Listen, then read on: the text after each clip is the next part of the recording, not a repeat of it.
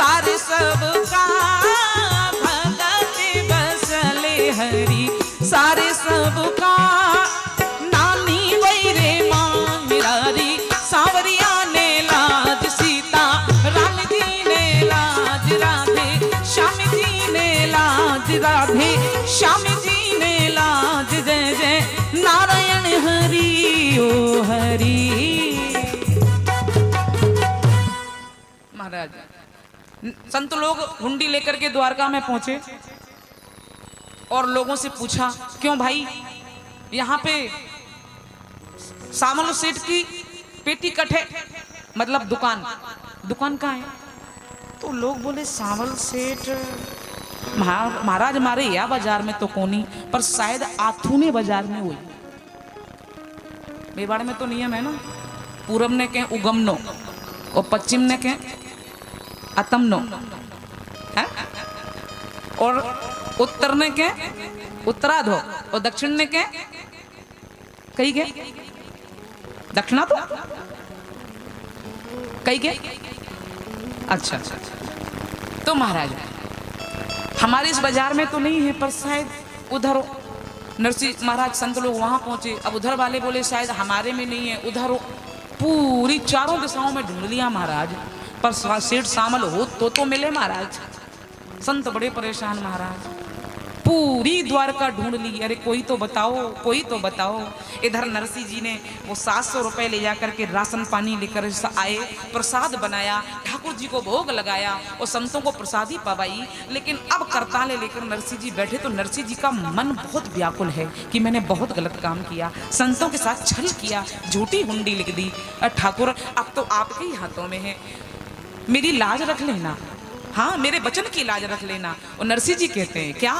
गोविंद भगवान की मारी हुंडी करो स्वीकार रे सांवला गिरधारी, मारी हुंडी करो स्वीकार रे सांवला गिरधारी, मारी हुंडी करो स्वीकार रे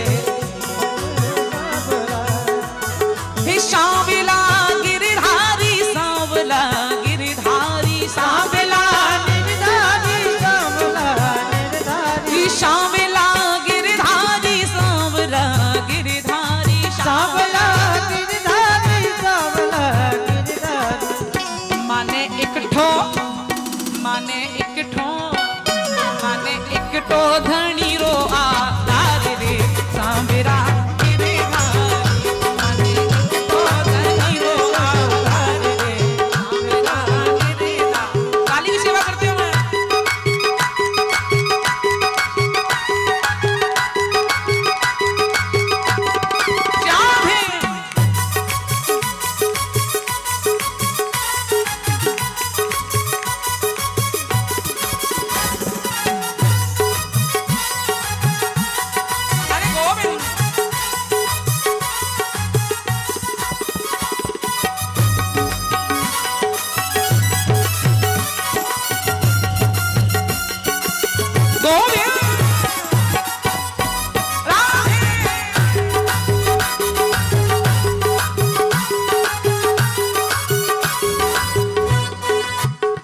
करूं?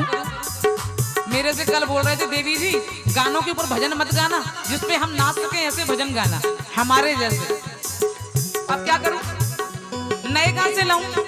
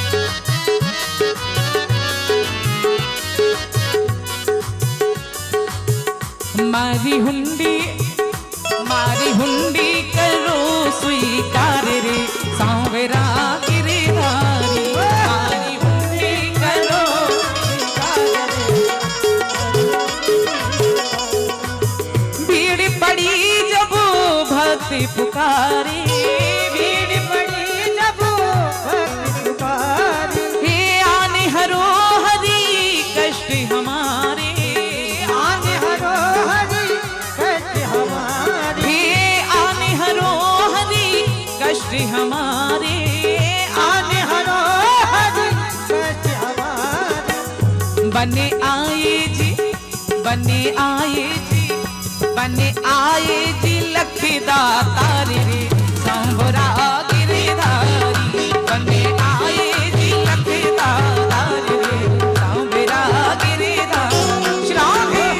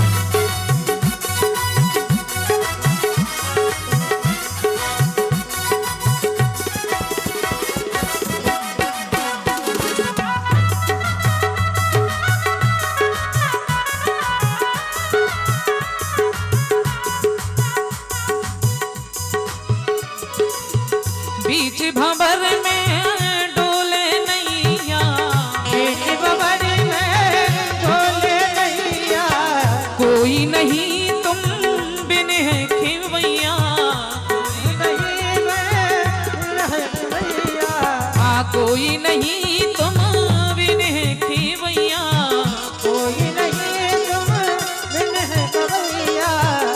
मारी तुम्हारो तुम्हारो बेना लगा दो पार रे सांवरा गिरधारी, मारो बेना लगा दो पार रे सांवरा। ऐसे पार जाओगे सीधे सीधे हाथ। अरे श्याम सुंदर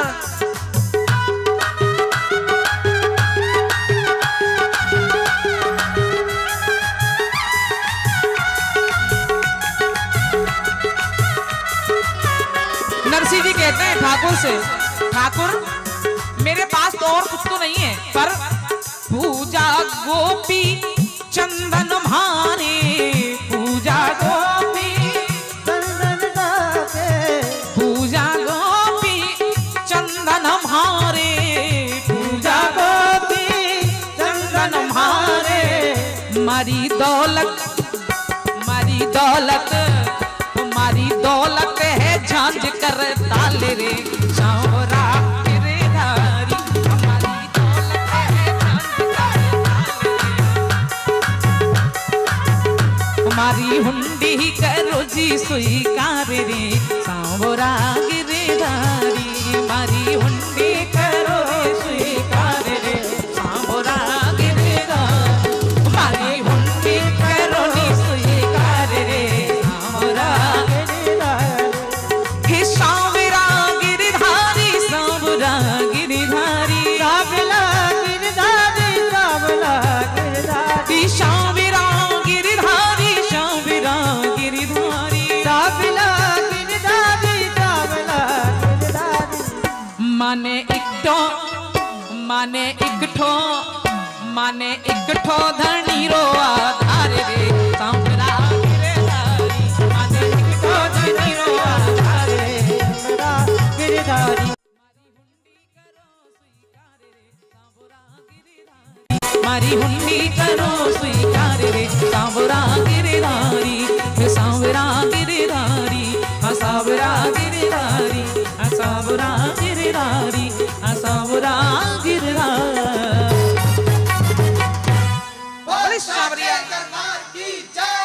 बोले सांवरिया सेठ की अब संत तो पूरी द्वारका में घूम रहे हैं महाराज। इधर नरसी ने देखा, करताने उठाई और ठाकुर से कहा, प्रभु मैंने गलती कर दी, मेरे संतों के साथ में छल किया, अब इस बात को आपको ही रखना है, मेरी बात आपको ही रखनी है।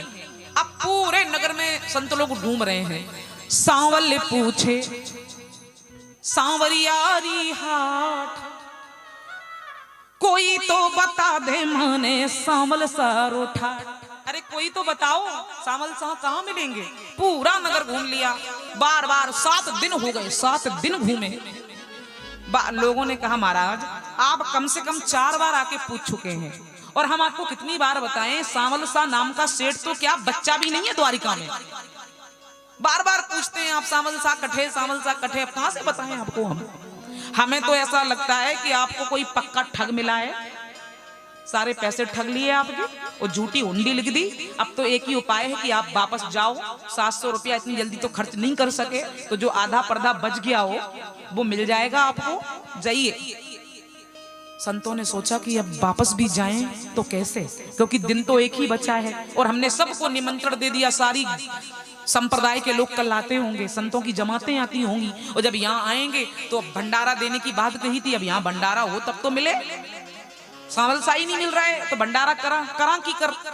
तो बोले फिर एक ही उपाय है, अगर भंडारा नहीं करेंगे तो फिर हंसी होगी, तो क्या करें। तो संतों ने आपस में विचार विमर्श किया और एक बटवृक्ष के नीचे जाके बैठ गए। बोले अब तो एक ही उपाय है। बोले क्या। बोले सुबह होते ही दरिया में कूद जाएंगे, प्राण त्यागेंगे, सुबह लोग आएंगे, जब मरेंगे 100 उत्तरा के ऊपर आएंगे, लोग निकालेंगे, इतने में अपने संप्रदाय के लोग भी आ जाएंगे, तो जीते जी तो भंडारा नहीं हो पाया, कम से मरने के बाद तो भंडारा कर ही देंगे। अब एक ही उपाय है। ठीक है महाराज। संत लोग तो बैठे, विचार कर लिया कि अब मरना ही है महाराज, पक्की बात है, प्राण त्यागने हैं। लेकिन इधर क्या हुआ, नरसिंह जी ने प्रार्थना करी और उधर क्या हुआ कि झीनी पगड़ी झीनो कुर्ता झीनी पगड़ी और चाले खचरच चाल, ओ दुखी संतारे पास में सो आयो यशोदारो लाल। है महाराज, नरसिंह जी की प्रार्थना सुनी, कान में कलम हाथ में बही और पचरंग बांधी पाग, और नरसिंह जी के कारण सो धरियो रूप बजाज। भगवान ने मुनीम का भेष बनाया, कानों में कलम हाथ में बही महाराज, पचरंग पाग सर पे, और खचर चाल चलते हुए संतों के पास में, इतना सुंदर रूप। अरे हमारा ठाकुर तो वैसे ही इतना सुंदर है महाराज कि दुश्मन भी देखता है तो लड़ना भूल जाता है। और आज भगवान बजाज बनकर के आए, मुनीम का भेष, कान में कलम खुर्सी महाराज, हाथ में बही, सर पे पचरंगी पाग महाराज, झीना कुर्ता झीनी धोती, मस्त चाल से चलते हुए संतों के पास में आए। जय श्री कृष्णा। संतों ने तो सर उठा के नहीं देखा, जय श्री कृष्णा। काओ संतो बड़े दुखी दिख रहे हो, कहीं थारो तुम उन मणो, कहीं जागण की रो रात, ऐसा लग रहा है कि रात भर जगे हो, बहुत दुखी दिख रहे हो, कई बात है। संत लोग बोले भैया थारे कई करनो थे, जाओ कई करनो थाने, हमारे हाल पे छोड़ दो हमें। अरे महाराज कुछ तो बताओ, कहाँ से आए हो, कहाँ जाना है, क्या रास्ता भटक गए हो, हमें बताओ तो हम आपको रास्ता बता दें। अगर और कोई काम हो तो मदद करी सका तो बताओ तो खरी, बताओ तो सही। उसमें से एक संत ने सर ऊपर उठाया और जैसे गोविंद के चेहरे पे दृष्टि पड़ी, आहा, देखता ही रह गया। और संत बोला कि भैया वैसे तो हम बहुत परेशान हैं और अपना दुख किसी को बताना नहीं चाहते, क्या बताएं कि हमें ठग मिला, लेकिन तुम्हें देख करके पता नहीं क्यों तुम अपने से लग रहे हो और बताने की इच्छा हो रही है। भैया हमारी ये दशा है कि हम आकाश से गिरे और खजूर में अटक गए जाके। मतलब बोले मतलब ये है कि हमने पाई जोड़ करके जीवन भर की संपत्ति इकट्ठा करी महाराज, कहीं जाता तो दक्षिणा मिलती नहीं, वो जोड़ जोड़ के हमने 700 रुपए इकट्ठा किए और भंडारा करने के लिए द्वारका आए। लेकिन रास्ते में ऐसा महाठग मिला महाराज, उसने हमसे रुपया ठग लिए और झूठी हुंडी लिख दी महाराज। 7 दिन हो गए हैं जिसके नाम से हुंडी लिखी है, ढूंढते ढूंढते बड़े परेशान हैं हम। तो ठाकुर जी बोले कहो भैया कौन ठग मिला आपको और आपको कैसे ठगा। संत बोले अब ये क्या पूछना, ठग लिया तो ठग लिया, कि कैसे ठगा, कैसे बताएं कैसे ठगा। अरे नहीं बताओ तो महाराज कैसे ठगा। तो बोले सुनो, जूनागढ़ नरसी बसे ओ हुंडी दीनी हाथ, सांवल सा द्वारिका बसे ढूंढ लिया दिन सात। जूनागढ़ में एक नरसी नाम को महाठग रहे वे महाराज, दिन भर करता ले रहे राधे कृष्ण राधे कृष्ण राधे कृष्ण किया करे। ऐसे लगे मानो कि बिल्कुल भगवान उतर के, भगवान का भक्त इसके अलावा दूसरा कोई है ही नहीं, इतना बड़ा भक्त लगे भगवान को। हमने 700 रुपए दिए, उसने झूठी हुंडी लिख दी सावल शाह के नाम। पूरा नगर ढूंढ लिया, 7 दिन हो गए ढूंढते ढूंढते। अरे सावल शाह तो छोड़ो, बच्चा भी नहीं है द्वारका में सावल शाह नाम का। 7 दिन हो गए, ना तो कुछ खाया ना कुछ पिया, पैर दुखने लग गए हमारे, सोना गया, नींद भी नहीं आ रही है। कल सुबह महाराज जमाते आएंगी तो संतों को जिमाएंगे क्या? बस इसलिए हमने सोच लिया है कि दरिया में कूद के प्राण देंगे। सो भगवान बोले क्यों संतो, फिर से बोलना, क्या बोला आपने? किसने लिखी हुंडी? बोले नरसी मेहता। नरसी मेहता वो जूनागढ़ वाला? बोले हाँ, आप जानो माने? अरे जाने क्यों नहीं, अरे मैं ही तो सावल सा हूं, मैं ही तो हूं सावल सा। वो संतों ने देखा, ए भाई कहां तो तू इतने दिन, कहां तो? अरे भगवान बोले मैं तो मेरी दुकान पे ही था, पर आप तो मेरी पेटी पे आए ही को नहीं। संत बोले हम तो सब जगह ढूंढ लिया पर थामी, कहां है आपकी दुकानें? तो भगवान इशारा कर दिया, ये सब दुकानें मेरी ही तो हैं। वो जैसे हाथ बढ़ाया सो लाइन लगी दुकानों की महाराज। कोई सामान भर रहा है, कोई उतार रहा है, लाइन भीड़ लग रही है, मेला लग रहा है। संत आपस में बातें